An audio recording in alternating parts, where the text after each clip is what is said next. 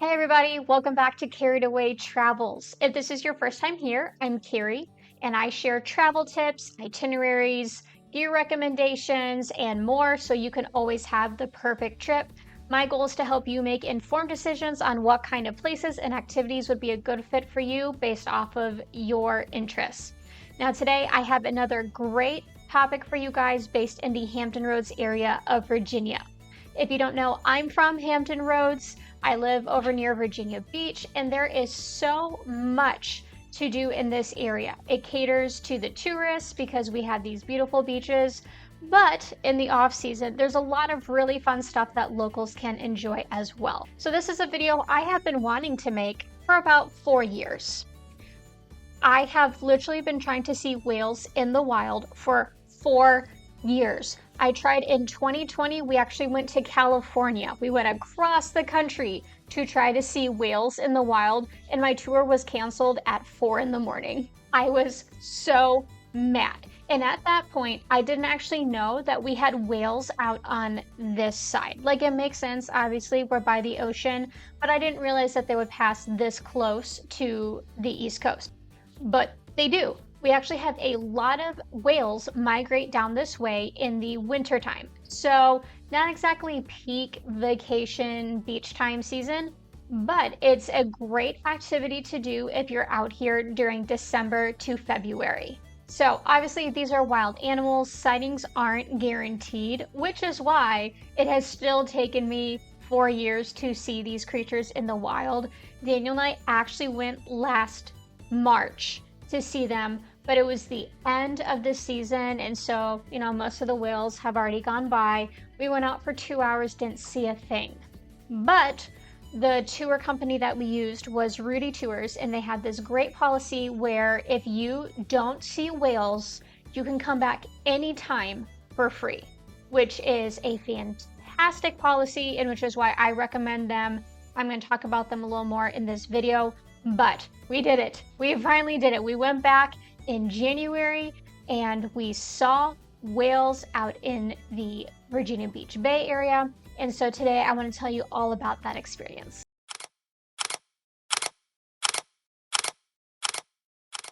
All right, so like I said, we used Rudee Tours to take our whale watching tour. This is a local company that has been around for a very long time. And if you've ever been here in the summer, there's a good chance you use them to take like a dolphin watching tour. They actually have several very interesting wildlife tours, but we decided to use them for a whale watching tour specifically because they had that guarantee. They are a little more expensive than some of the others at around $35 per person, but that definitely paid for itself because we were able to go on this tour 2 times for the price of 1 ticket. During the whaling season from December to February, Rudee Tours runs a couple different tours throughout the week. I believe Friday through Sunday they have 2 tours a day. So we booked ours for 10 a.m., which meant we needed to get there around 9:30 in the morning to give us 30 minutes to check in and load up. It was a pretty easy process, even using our return tickets. You just check in at the desk and then you hop in line to board one of the boats. Now, on the first tour that we went, things had been canceled a couple times due to weather, so they took out 2 boats and things were really packed. On this trip, we only went in 1 boat and it was still pretty cozy, but we had a decent bit of room to move around, get to the railing to look at the whales and such. And so it was still a little tight, but we were comfortable. One of the things I really like about their boats is that they are 2 stories. So if you don't find a good space on the bottom level of the boat, you can actually go up to the 2nd level, which is where we spent the entirety of our first trip. And even though we didn't see whales on that one, the views are really beautiful. We saw dolphins and you get a really great view of the local lighthouse and the Virginia Beach skyline. So it's worth going up to the 2nd story anyways, just to see those really nice views. Our tour started at 10 a.m. and it was actually a really foggy day, so I was kind of worried, but it was really pretty in a spooky kind of way. But thankfully, as we progressed further out into the ocean, the fog cleared up and we had beautiful skies to watch out for these whales. But it only took about 30 minutes or so for us to get out in the water and find our first whale.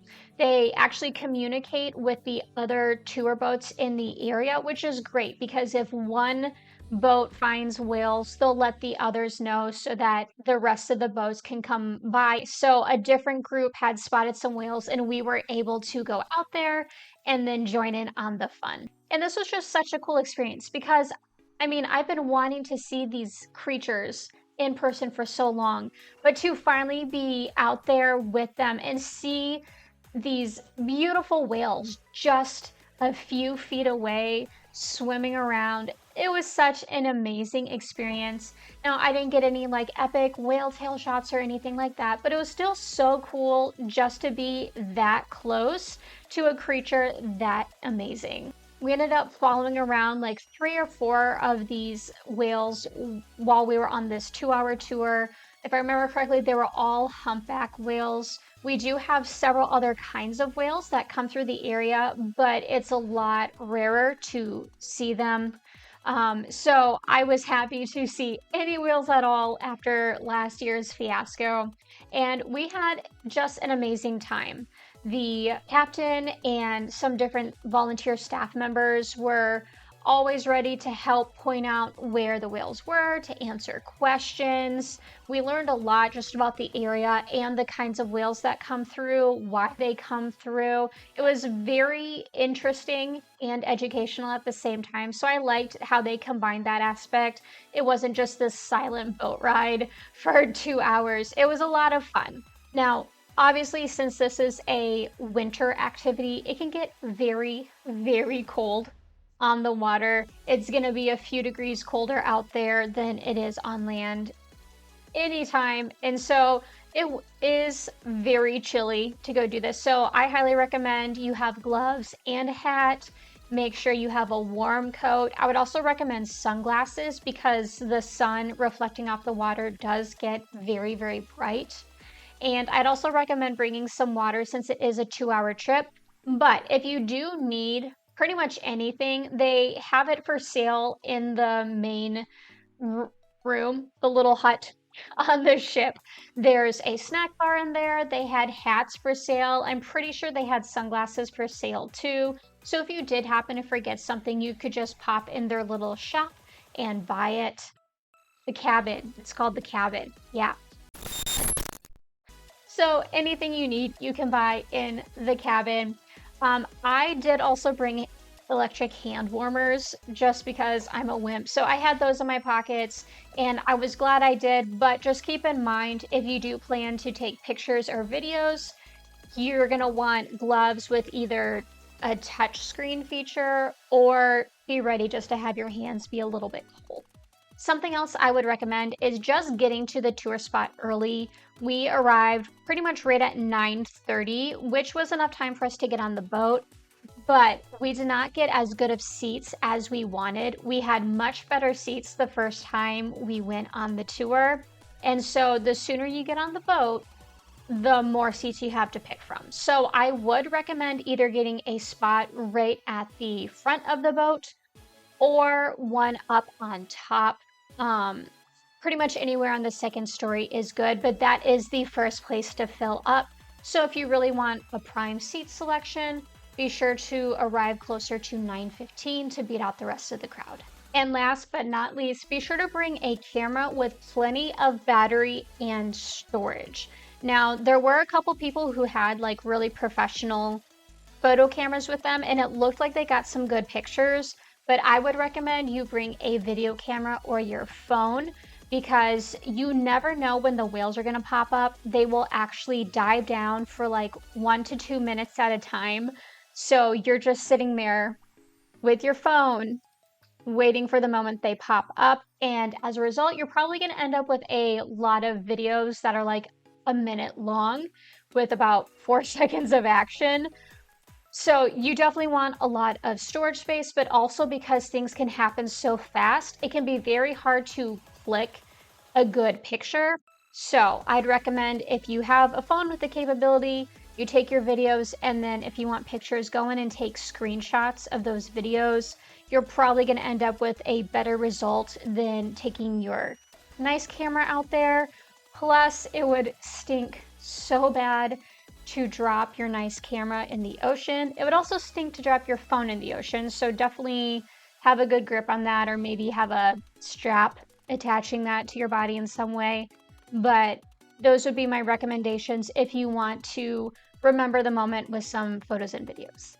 Obviously, we were very happy with Rudee Tours overall. If you are interested in more of the tours, they do offer dolphin watching and some other wildlife tours that'll take you further up the coast. You can see sea turtles, dolphins, all sorts of different birds on those. They're a little more expensive and they're like 12 hours long, but based off of our experience with them on these 2 whale watching tours, I think those could be pretty fun. I'm actually kind of hoping to take one of those all-day tours pretty soon and just see what they're like. If I do, I'll be sure to fill you guys in on the details. Thank you so much for watching this video. I hope it was helpful, and if you are interested in going to see whales in the Virginia Beach area, I hope this answered all your questions. But if you still have something you're wondering about, feel free to drop that in the comments section below, and if I can, I will answer it for you. Obviously, there's other tour companies you can take as well. This is just my review from one tour company, but I would just say if you do go with a different company, maybe you don't want to pay $35 a person, just be sure to read the reviews and make sure that you make the best choice for you and your group. If you want more information on things to do in the Hampton Roads area, I do have several other videos on my channel, so be sure to go into my playlist and look for more videos based here in Virginia as well. If you do want to read a little bit more about this tour, I have a written blog post at cochranewriting.com on the Carried Away Travels blog. And before you go, please, please, please do me a favor, give this video a thumbs up. If you really enjoyed it and you're not already subscribed to Carried Away Travels, don't forget to hit that subscribe button before you go and join the travel community here. Thank you so much for watching this video, and I wish you many happy travels.